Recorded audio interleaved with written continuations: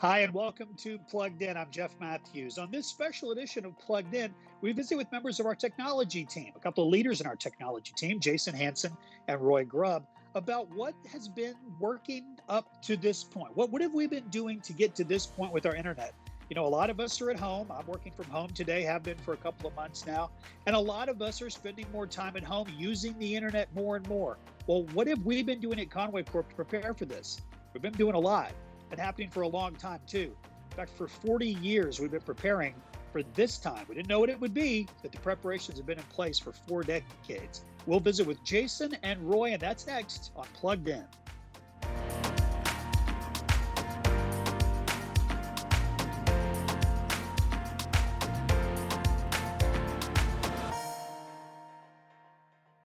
Welcome back to Plugged In. We're glad that you're with us, and what is going to be a very special edition of our program, talking about one of our services that we offer at Conway Corp, and it's one that might surprise you that has been around as long as it has. And we're joined, as we mentioned earlier, by Jason Hanson and Roy Grubb. And Jason, we'll start with you. Give us a history of our cable internet system, the infrastructure that's in place, and as I've mentioned a couple of times, it's been around longer than I think people realize, almost 4 decades. Yeah, the as many people don't know is that the cable franchise was actually signed back in 1979 by our board chair Frank Robbins, but really it was our general manager Jim Brewer at the time who was really responsible for bringing the franchise to Conway, and without that franchise and the cable system itself, there is no internet without that basis, and that was done almost 4 decades ago. The system really started out as a simple 550 megahertz cable system. Um, and that means really from an RF perspective, radio frequency, the cable runs on these radio frequencies on the wire that we've got distributed throughout the city of Conway. um, we started offering cable TV services in the 80s. And we ran on that existing system up until about 1995. And that's when the system was completely overhauled. And at that point, it became what we referred to as our hybrid fiber coax system, which is our HFC system today. And that's really what it comes down to. It's a mixture of fiber optic cable and coax cable. And this really formed the foundation for what we know as the internet today when it comes to the cable broadband services that we offer. After that 1995 upgrade, we actually launched services shortly after that in April of 1997. So the internet's been around for about 23 years in Conway. We were the third company in the country and the fifth in the world to offer cable-based internet services over a two-way hybrid fiber coax plant. It was so early on that we didn't even have different differentiations for our customers because the standard was so new. The DOCSIS standard, which actually operates all of the cable modems and does that on the plant itself, literally had been approved in March of 1997, the same time we launched internet services. And so prior to that, all cable modems and customer equipment that was in homes were proprietary to whatever system you deployed with. And the cost for that initial service, believe it or not, was actually more expensive then that we sold to our customers than it is today.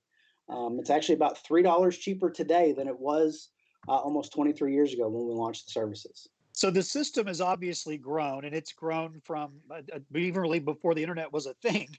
But what about the growth that we've seen since its inception? Probably kind of take us from that point to now. We've gone from where it was proprietary modems, and it was so kind of foreign language to everybody, where now drive up and down the streets, and it's pretty much every home is going to be connected in some way, shape, or fashion. How has that growth been handled by Conway Corp? So as I said, that the RF capacity that we've had over the last 40 years has really doubled in capacity, and Conway Corporation has done a really good job of staying in front of the growth needs that are there. So how did we get there from really the very beginning of video, when internet wasn't even a thing, to where we leverage that video infrastructure to bring what we know is our broadband services today. Again, the system is driven heavily by fiber. There's over 200 miles of fiber plant out in the city of Conway. City of Conway is about 45 square miles. And within that 45 square miles, like I said, about 200 miles of fiber network that runs all over town. And then with that system, there's about another 500 miles of coax that functions as what's referred to as kind of the last mile, that last stretch from the node or the geographic region where that fiber terminates to the customer's home.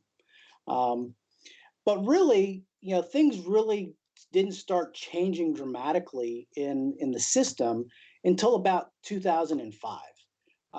2005, we had 58 nodes, which essentially, like I said, is about a geographic location throughout town. Today, we've got over 225 of those same geographic locations around town. And at that time, we averaged about 400 to 500 homes per geographic location or per node. Today, we average 125. So we've made a lot of changes, but what really influenced that change was a service that people use every day, is YouTube. To 2005, when YouTube was formed, it was an early video platform, but it quickly took off. And again, it's a platform that our customers use every single day, doing either everything from AMI learning that they're doing today at homes, to watching a video, to watching TV, and Google Hangouts. All of those things are associated with YouTube in the early beginnings in 2005, as that system and service has evolved. But for us to get there, we had to take a pretty big step.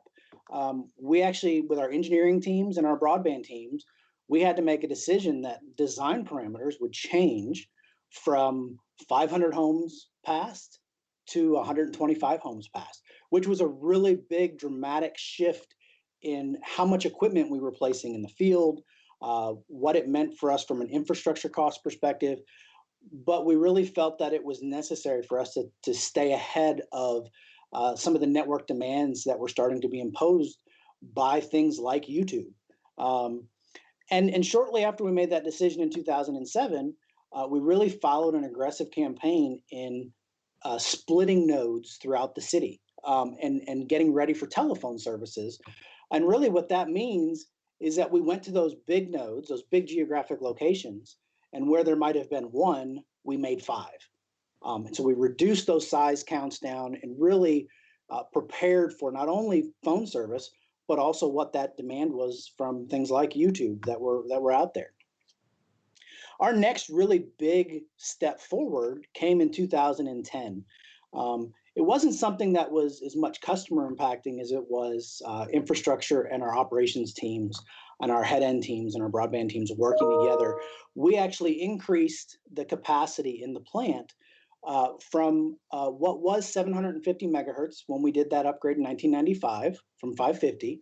We went from 750 megahertz to a full 1 gigahertz of capacity in the RF spectrum in those wires. It was really a big uplift. It was the second major uplift in the plant in 30 years. But what it really did for us at that time was open the door for us to launch the next version of the DOCSIS standard that had been evolving since 1997.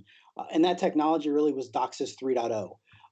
And in 2010, when we made that change to the plant, it allowed us to actually launch a tier of service that was even higher than our baser, and we maxed it out at 50 megabits, which at that time was a really big deal. So obviously a lot that's going on.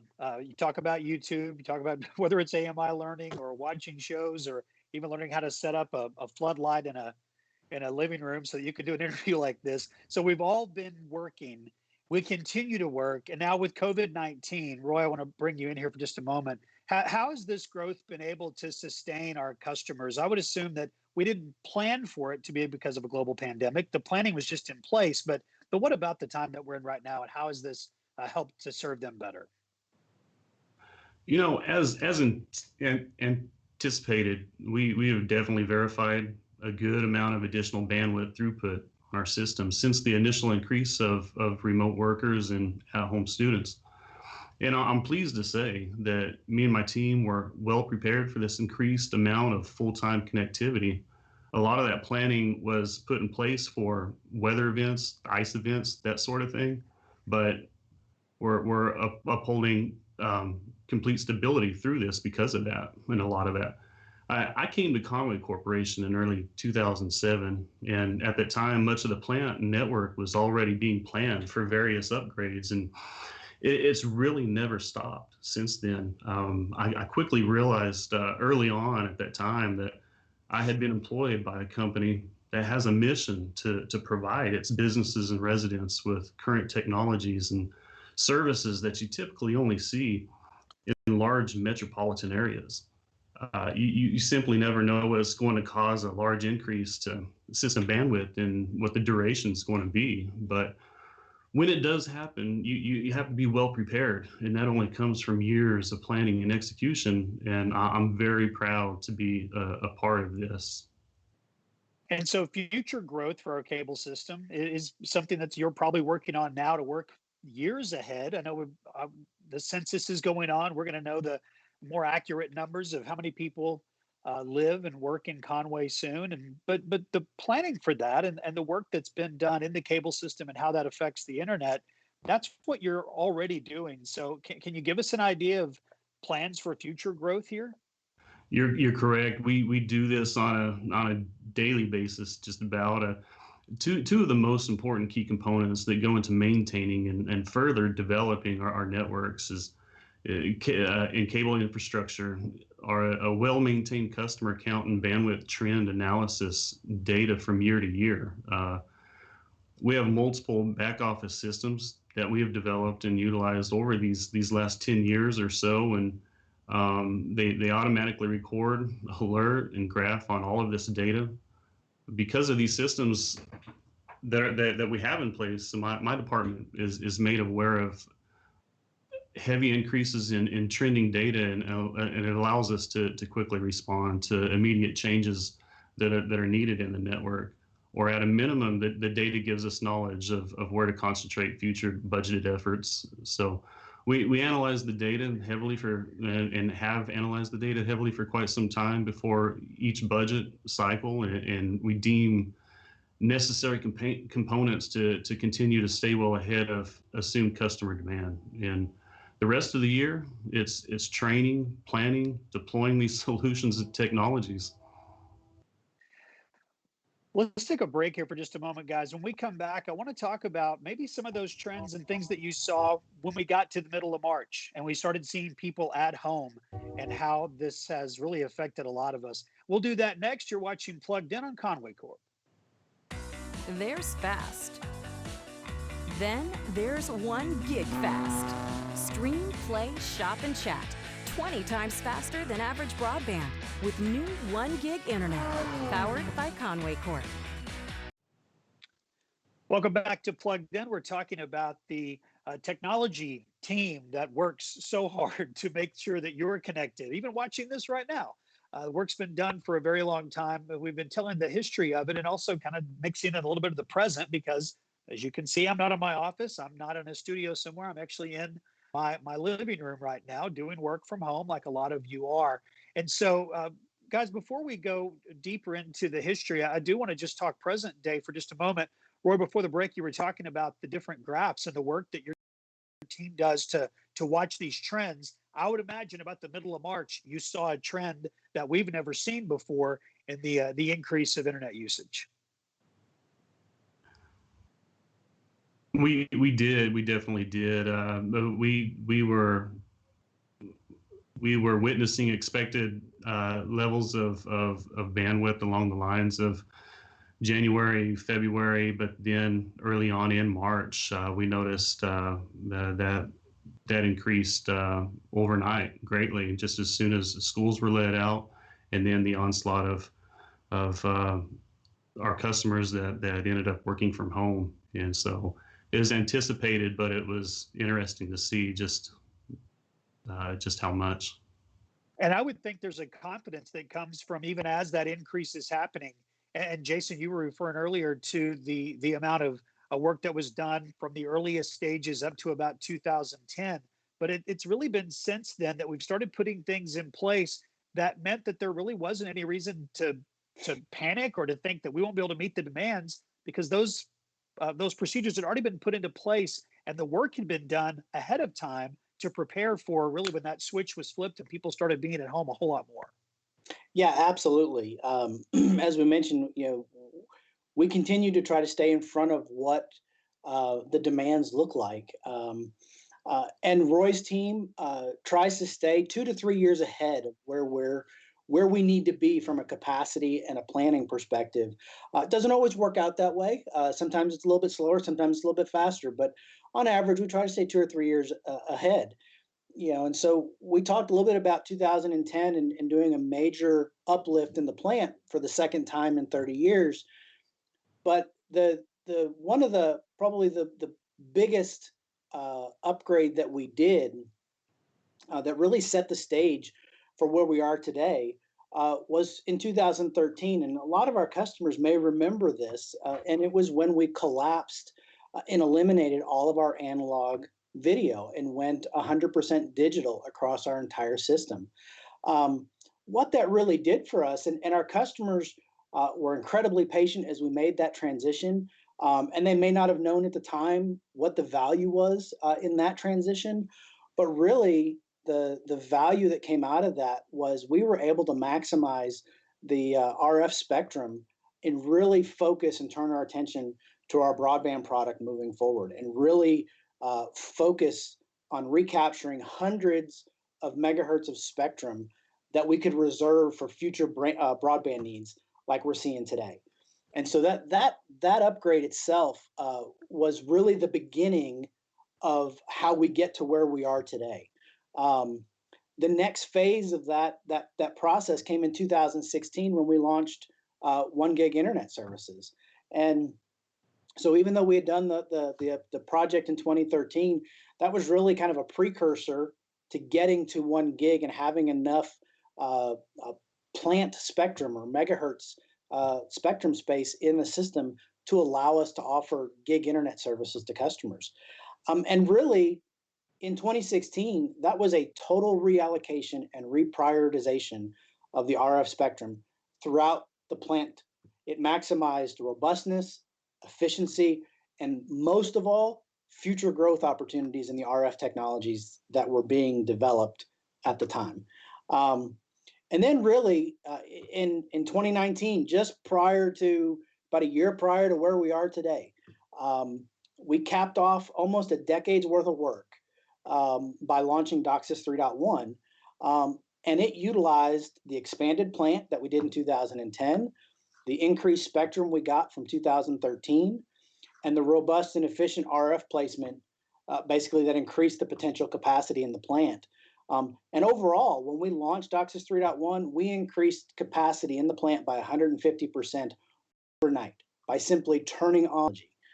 So really, the overall change of the system in the last 40 years has really been remarkable.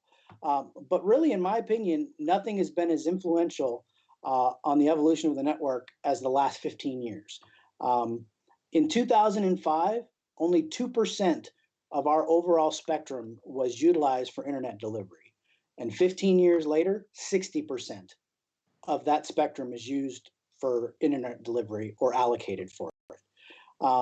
And I really think the most important takeaway from all those changes really has been the continued advancements in HFC technologies and the trust that the leadership teams had in the vision to keep pushing forward, ultimately really allowing Conway Corp to stay on the front of an ever-evolving bandwidth curve. Roy, are there trends or technologies that are coming in the future that you see as possible challenges to our network? I know you're the guy that has to have the crystal ball. Do you see anything like that? I think we're to a point now where I believe the only real challenge left that we're still designing and planning for is is traditional cable systems are asynchronous by technical design.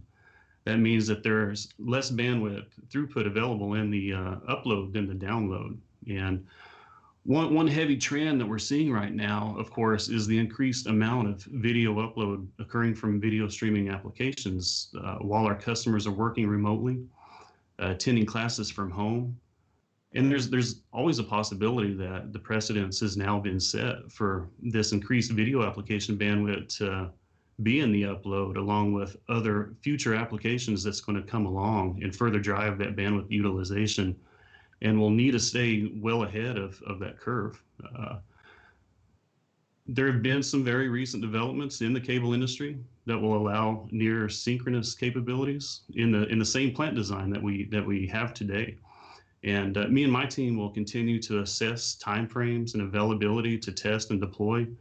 Of course, the other method of achieving synchronous bandwidth speeds will be to via fiber served directly to the home and business, which is a delivery method that's already being planned for and something that we're testing in the labs today.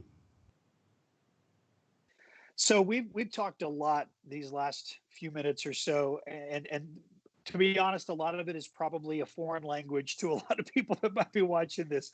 And what all they know about the internet is that they want YouTube to work, or they want Netflix to work, or they want to make sure their kids are doing their AMI work, or whatever it might be. They have that recipe they need, or they want to have a Zoom meeting with a family member that they can't see right now. What is it, Jason, what is it that our customers can do to make sure that after everything that we've been doing for 4 decades, and especially the last 15 years, and it gets to their home, what is it that you can give some advice to make sure that our customers are getting the best possible connection and the best possible exposure to our network, and therefore be able to do everything that they want to do when the rubber meets the road? Well, the first and foremost, the thing I would say is if they're not getting that experience, don't hesitate to call our call center and our customer service. We're local, we're here, and even during the COVID pandemic, we are finding ways to troubleshoot and help our customers. So if they're not receiving that kind of an experience at their home that they think is what's there, please call us. But the big thing that I think customers can do, and the takeaway is I use an analogy like a cell phone. A lot of people, they've purchased a cable modem, or they've gotten a cable modem that's 5, 7, 10 years ago, and it still works. It absolutely does. But what it doesn't have is the newest technology and the newest features and functionality that we have been planning for as we've marched forward. And even though when we move forward, we make sure not to eliminate some of our the older technology that's on our system and make sure that it stays compatible, but it doesn't get to take advantage of a lot of those feature-rich functions that we have built into the network that are robust and that help provide that good quality of experience. So my recommendation would be is, hey, let's make sure that your cable modem is fairly new. It's current. We sell them, we rent them, and we test specific devices to make sure that what we're delivering to the customer meets our expectations when we deliver that piece of equipment to the home. I think the other piece of that would be is their Wi-Fi. A lot of people started putting Wi-Fi in their homes many, many years ago. And again, Wi-Fi is a tricky technology, and we have customer service reps and technicians that can help customers walk through those things. And we look forward to being able to help serve those needs on the Wi-Fi side. But those are two, the wireless setup in your home and the cable modem that you have in your home are big factors in how well your internet works. And just like a cell phone that you wouldn't keep necessarily for 10 years and expect it to do all that you want it to do, you occasionally have to upgrade that equipment to some of that newer equipment. Again, we're going to make sure it works. But in order to take advantage of all those features and functions that exist out there, we really want to make sure that you stay current on that technology. And we do our part to make sure that you do. We mentioned in 2019 when we launched DOCSIS 3.1 technology, we actually started providing equipment that would utilize that technology in 2016. So we started delivering that to our customers, selling those devices to our customers that will support the technology that was still 3 years away from being launched. And so when we did launch it, we had large amounts of customers that could take advantage of those technology changes. And so we do our part on that piece of it, but also the customer, that's one of those steps that they can take to try to get the best out of their service that they have. There's fast. Then there's 1 gig fast. Stream, play, shop, and chat 20 times faster than average broadband with new 1 gig internet, powered by Conway Corp. Welcome you back to Plugged In. I'm Jeff Matthews. I'm coming to you from my living room today, and we've got Jason Hanson and Roy Grubb, who are leaders in our technology team. We're thankful for them. And when you think about Conway Corp, we've been around for a really long time, since 1929, providing electricity and water and other services for our city. And we've spent a lot of time today on a part of our service that I hope that you'll begin to understand a little bit more, and maybe realize, just like a lot of things, that the water isn't just clean because it comes out of the pipes clean. People work hard. The electricity doesn't come on just because you flip a switch. There are people who work really hard.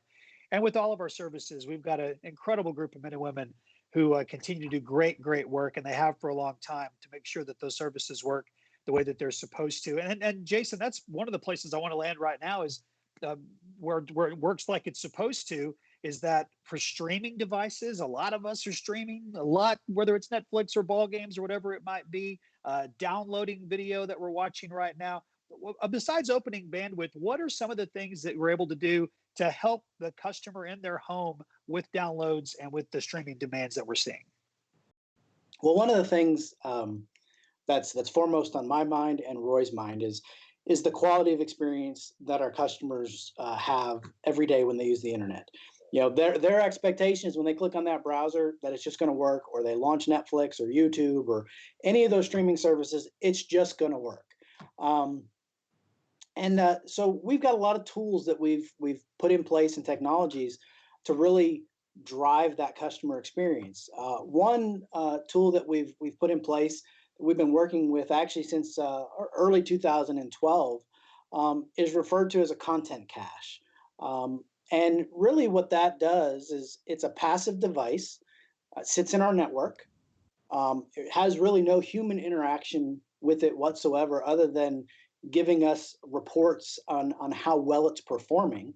But it learns what's most popular on our network when it comes to the requests, video traffic, and things like Windows updates or iOS updates. We get a notification on Windows, and it says, okay, we need to update our computer. And every Tuesday, Microsoft sends these out, and they actually can start to add up when you get thousands and thousands of people actually hitting these updates. And so what this system does is it learns, okay, this traffic has started, so it stores that content locally. So when the demand comes from all those other customers requesting that traffic, it can happen much faster.